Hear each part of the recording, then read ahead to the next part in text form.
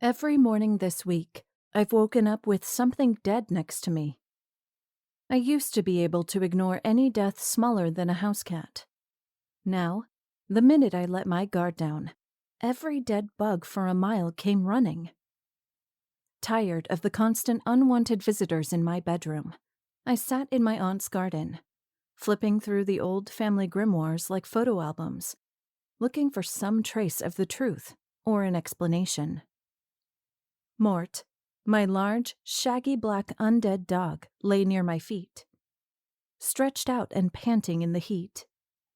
The past few days of laying out in the sun had dried out whatever remaining flesh he had, like beef jerky. A bumblebee drifted through the unseasonably humid air to land on the grimoire. I stared, watching as it inspected the handwritten script, the old ink, brown and faded on thick vellum. It was one of Aunt Persephone's older books, and the only one that directly mentioned the Candle of the Covenant. I knew almost nothing about this artifact, except that my great-uncle had it before he died, along with a portrait of our ancestor Ethan holding it. It was apparently the source of all necromantic magic in the world. Oh, and I had somehow bonded myself to it. Yay me! Ethan took exception to that fact, nearly killing me to steal it before he realized he couldn't use it while I was magically attached. I still haven't sorted out how my ancient, mysterious ancestor was still alive despite all logic. I'd love to ask him a million questions, if he didn't want me dead. Well, not dead, precisely. He'd said that would be inconvenient. But he was certainly fine with torturing me and killing anyone near me. I heard a rustle in the hydrangea bushes and looked up as a cat slipped past the heavy pink flowers, a mouse in its jaws. Normally, outdoor cats didn't survive long in these parts. But this particular cat had nothing to fear from cars, dogs, or rabies. It was already dead.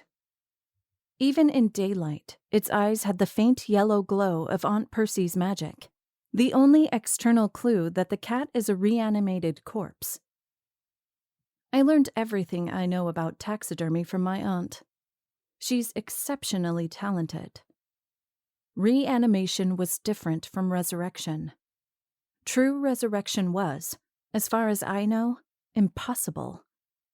The reanimated returned with little to no free will or memory. They'd act out basic instinctual behaviors, but they couldn't speak, learn, or improvise. The parts moved, but there was no one behind the wheel.